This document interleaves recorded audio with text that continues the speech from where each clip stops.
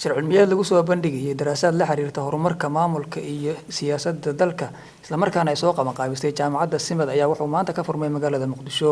Shir cilmiyeedkan ayaa waxaa ka soo qayb galay wasiirka Hidaha iyo Tacliinta Sare ee xukuumadda Soomaaliya, maamulka, macallimiinta, ardayda wax ka barata jaamacadda Simad iyo marti sharaf kale aad u fara badan. Isla markaana ujeedkiisu wuxuu ahaa sidii looga doodi lahaa arrimo la xiriira dastuurka, federalismka iyo rule of law.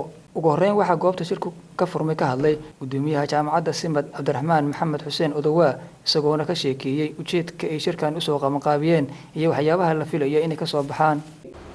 sidii saaxiibkay Cabdiqariin Muhidiin oo halkaan idinku sheegay ujeedada shirkan ugu muhiimsaneed ee maanta aan shirka u joognaa waxay ahayd in shir cilmiyeed arrimaha ay Soomaalidu danaynayso looga hadlayo ay jaamacaddan qabanqaabiso oo ayadoo ay mas'uuliyaddeeda qaato ayadoo cid kalena aysan qarashka ka bixinaynin cid kalena aysan daba taagnayn.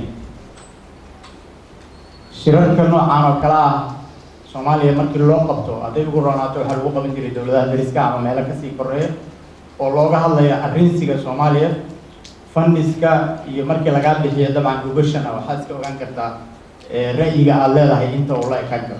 waxaan rabaa maanta inaan idiin sheego in platformkan sida hadda loo furay wixii hadda ka dambeeya uu furan yahay oo jaamacadda Simad sanad walba mar ay ka arisan doonto arrimaha horumarinta maamul wanaagga dowladnimada. Public policy iyo administration development yaa looga hadlayaa liiri shirkan marka shirkan haddii la yiraahdo sanadle wuxuu dhali doonaa shirkani journal ku hadla magaciisa shirka iyo jaamacadda magaceeda. sidoo kale waxaa goobta ka hadlay wasiirka Hidaha iyo Tacliinta Sare ee xukuumadda Soomaaliya Ducaale Aadan Maxamed isagoona ku baaqay in la joogteeyo dood cilmiyeedka noocan oo kale ah iyadoona uu rajo wanaagsan ka muujiyay in go'aamo wax ku ool ay ka soo bixi doonaan. ayay maanta shirkan weyn oo u leeyahay guud ahaan dalka oo dhan iyo dawladda iyo hay'adaha iyo xarumaha waxbarashaduba ayuu u yahay astaan fiican iyo horumar jaamacadda Simad ay bilowday annaguna ku dhiirigelinayno runtii.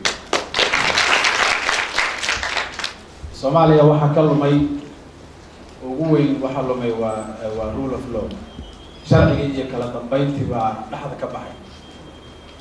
dadka iyagu way noolaayeen oo waa joogeen dhulkuna weli sidiisii buu iska ahaay xuduudihii dhulku way nabad qabeen badihii way noo joogeen cirka iyo hawadu way noo joogtay magaalooyinkii magacyadooda waa haysanay oo magaalo hadda baaba'day oo dhulka la simatay ma jirto. waxa naga xumaaday waxa weeye waa rule of law waxa naga xumaaday waa siyaasadii iyo nidaamkii dowladnimada.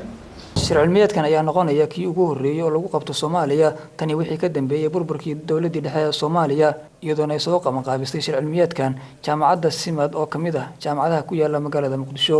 Xuseen Maxamed, telefishinka Star.